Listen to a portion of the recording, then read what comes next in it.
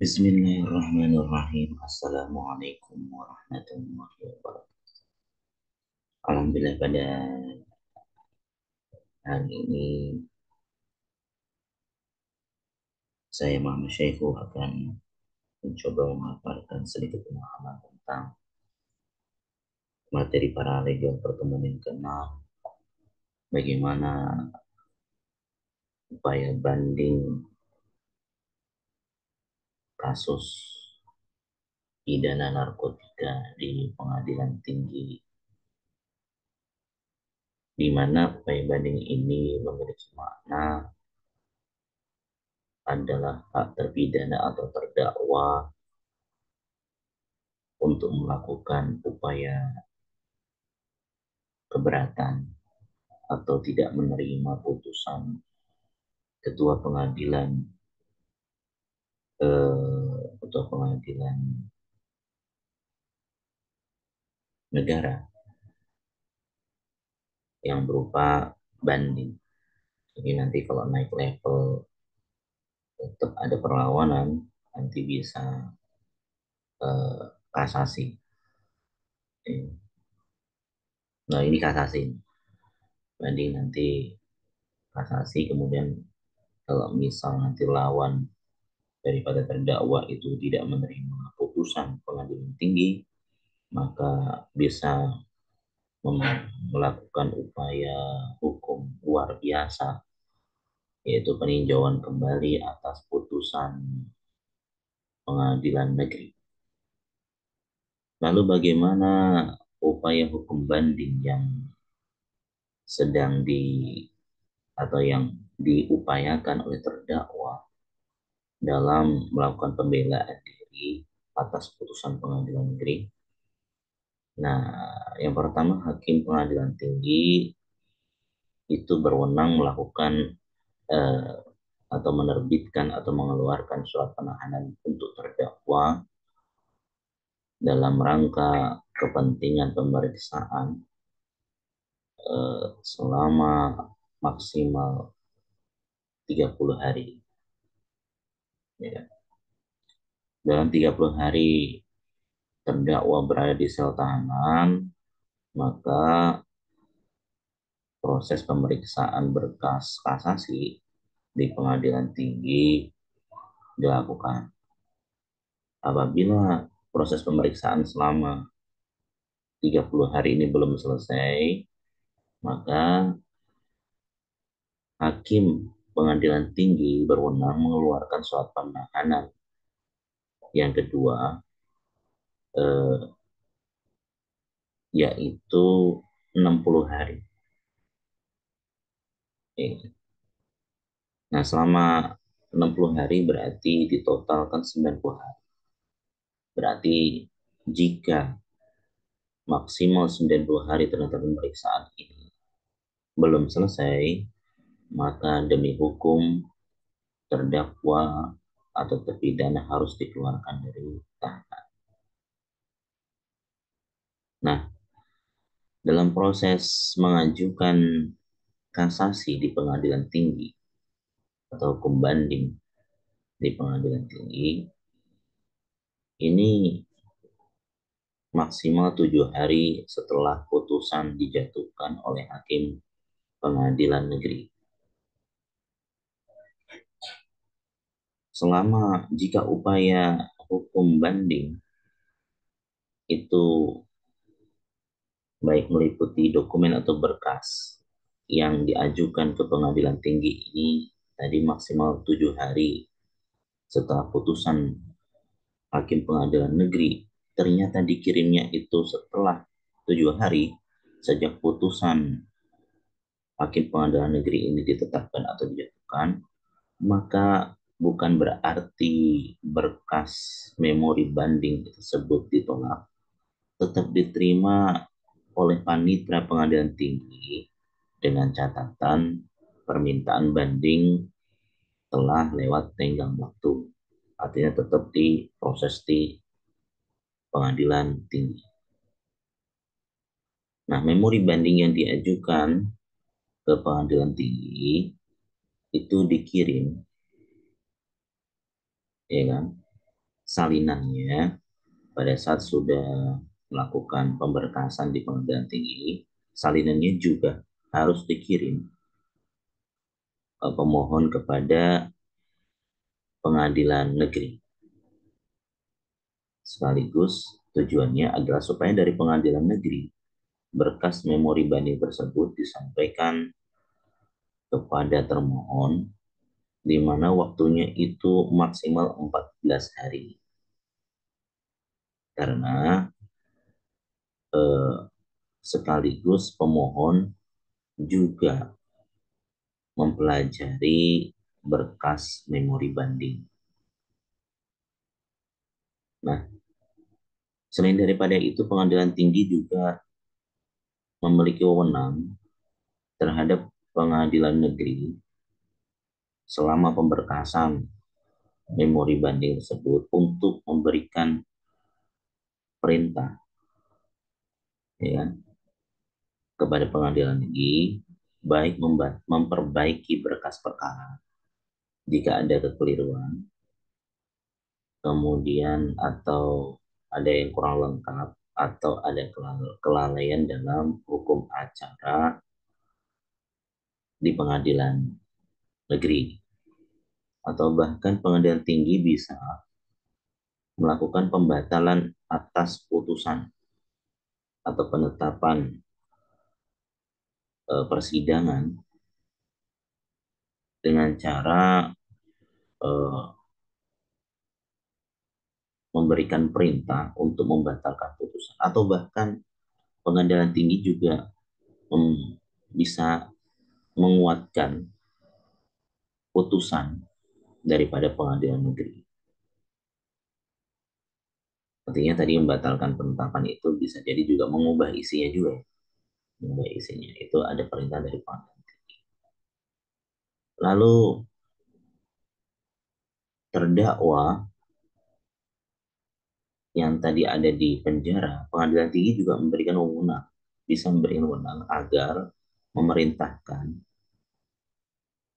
untuk membebaskan terdakwa atau terpidana yang tadi di penjara. Dari notabene ketika dalam proses 30 hari pertama sudah selesai harus dibebaskan. Atau mungkin belum selesai, kemudian nambah 60 hari, 60 hari belum selesai, sampai maksimal pernahnya 90 hari. Kalau sebelum 90 hari sudah selesai harus dibebaskan. Artinya maksimal 90 hari. Lalu apabila persidangan sudah eh, dilaksanakan, maka pemeriksaan dokumen berkas banding itu masuk pada proses putusan dari hakim pengadilan tinggi. Setelah putusan hakim pengadilan tinggi ditetapkan, maka putusan tersebut dikirim oleh panitra pengadilan tinggi kepada panitra pengadilan negeri, agar dari panitra pengadilan negeri melalui jurusita mengirimkan hasil putusan tersebut kepada terdakwa dan penuntut umum sesuai dengan alamat domisili, baik diketahui ataupun tidak diketahui, sesuai dengan daerah hukum pengadilan negeri. Lalu bagaimana kalau misal terdakwa itu tidak ketahui domisilinya, maka eh, pengadilan negeri akan mengecek apakah posisi domisili terakhir daripada terdakwa, apa namanya itu, ya, itu berada di dalam atau luar negeri. Lalu melalui apa pengirimannya? Baik itu melalui pejabat perwakilan setempat. Kalau dalam negeri berarti melalui kepala daerah RT RW setempat, ya kan? Atau kalau misal di luar negeri atau daerah yang jauh itu melalui pejabat perwakilan Indonesia yang tetap disematkan dalam dua surat kabar daerah hukum panitra pengadilan negeri yang terdekat atau yang tersebut. Lalu bagaimana fungsional kita sebagai paralegal dalam hal proses upaya hukum banding di pengadilan negeri dalam konteks ini adalah pidana narkotika, kita menyiapkan dokumen-dokumen, baik itu bukti-bukti, pernyataan para saksi yang sangat penting untuk prosesi jalannya persidangan hukum banding dan itu, di mana bukti-bukti dan pernyataan para saksi itu disusun secara rapi dalam memori banding yang di dalamnya berisi tentang alasan-alasan kenapa putusan pengadilan negeri harus ditinjau kembali. Selain daripada itu juga paralegal juga memiliki fungsi dalam hal ini untuk melakukan riset hukum sekaligus mengumpulkan presiden. Presiden itu adalah kasus-kasus atau putusan-putusan yang relevan yang berkaitan dengan kontekstual pada saat tersebut, ya, untuk pembelaan terdakwa dalam hukum banding pengadilan negeri atas pidana narkotika yang dialami oleh klien yang masih relevan, yang digunakan untuk mendukung argumentasi-argumentasi upaya hukum banding, sekaligus juga disusun undang-undang maupun peraturan-peraturan ataupun jurisprudensi jurisprudensi yang sangat mendukung terbebasnya klien atau mendukung posisi klien. Itu nomor dua. Dan nomor tiganya adalah paralegal juga berfungsi untuk membantu advokat. Jadi konteks paralegal di sini adalah paralegal di bawah eh, pengayoman advokat. Yang ketiga adalah upaya hukum administratif, di mana paralegal selain mengecek proses berkas memori banding di pengadilan tinggi, juga berusaha memanajemenisasi jadwal pengadilan sekaligus mematuhinya agar sesuai dengan eh, waktu yang sudah ditentukan oleh pengadilan, memastikan agar tim advokat paralegal tersebut sekaligus paralegal tersebut sesuai dengan jadwal yang ditetapkan oleh pengadilan. Kemudian menyusun secara rapi atau mengorganisir file-file yang sudah berada di memori banding untuk diletakkan pada berangkas yang rapi agar bisa dilakukan eh, atau bisa dilakukan akses dengan mudah ketika proses upaya hukum banding pengadilan negeri ini sedang dilaksanakan. Lalu fungsional paralegal yang berikutnya adalah eh, melakukan koordinasi dengan klien dan para saksi, di mana mengkomunikasikan dalam hal ini berkaitan dengan memastikan bahwa para klien ataupun para saksi memahami eh, proses hukum banding serta status kasus para klien di proses pengadilan atau persidangan di pengadilan tinggi ini, lalu mempersiapkan para saksi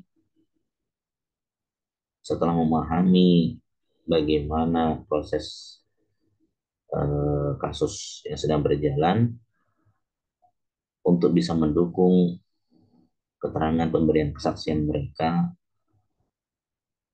atas posisi klien sebagai terdakwa. Lalu bagaimana fungsional paralegal kepada advokat itu terutama membantu advokat untuk menyusun strategi yang bisa mendukung berbagai argumentasi dalam upaya banding, lalu juga membersamai advokat untuk menghadiri berbagai sidang di pengadilan negeri, lalu melakukan pencatatan terhadap kondisi, baik itu mencatat bagaimana sikap para hakim, kemudian sikap pihak lawan, ataupun para hadirin yang hadir dalam proses persidangan tersebut,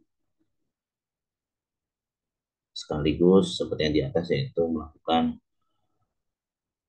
eh, pengelolaan dokumen agar bisa diakses secara mudah ketika prosesi sidang upaya banding di pengadilan negeri sedang berjalan. Lalu selain daripada itu juga para legal juga bisa melakukan atau berfungsi dalam tim advokat ini melakukan penyusunan argumentasi hukum. Jadi semacam kayak membuat opini hukum, ya, baik itu tulisan-tulisan ilmiah berdasarkan fakta-fakta serta bukti yang ada, yang berisi ringkasan argumentasi pembelaan untuk klien, sekaligus analisis hukum yang terkumpul ada terjadi dalam satu memori banding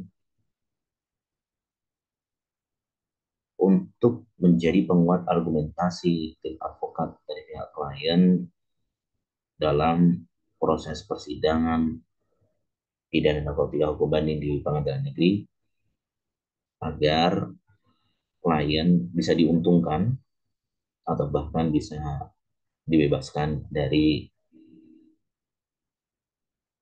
tuntutan jaksa penuntut umum.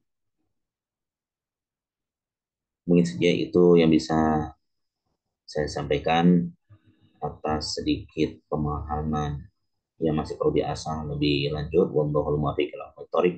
Wassalamualaikum warahmatullahi wabarakatuh.